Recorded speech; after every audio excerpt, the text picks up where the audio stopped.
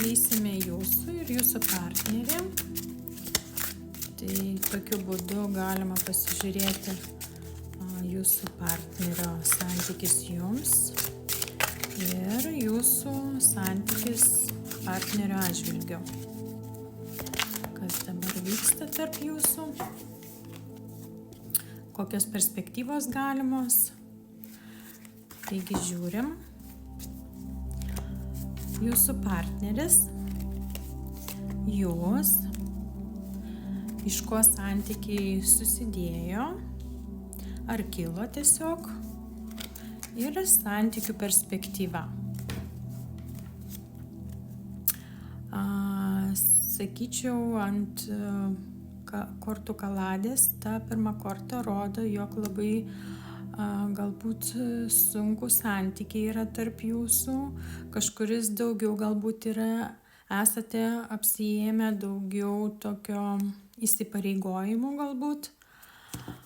Pasižiūrėkime, ką partneris žiūri ir kaip mano. Yra baimės, neaiškumai jūsų atžvilgiu, galbūt jisai bijo, ar tiesiog nežino, ką daryti jūsų atžvilgiu santykiuose.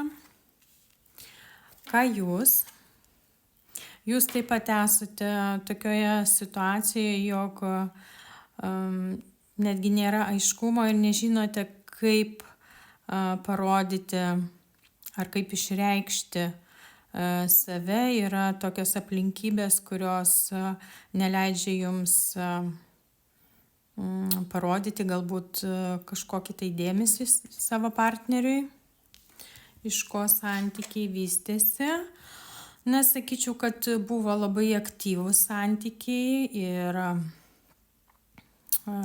galbūt vystėsi labai greitai, impulsyviai.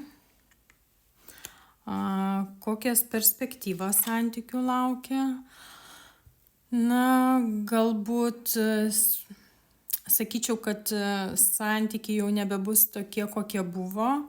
Galbūt bus jau kaip iš pagrindų.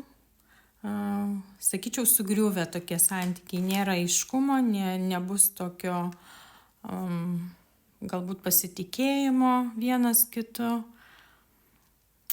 Taigi, tokiu atveju galiu pasakyti, jog jūs esate abu tokioje situacijoje, iš kurios netgi nežinote, kaip pasielgti, ką daryti. Partneris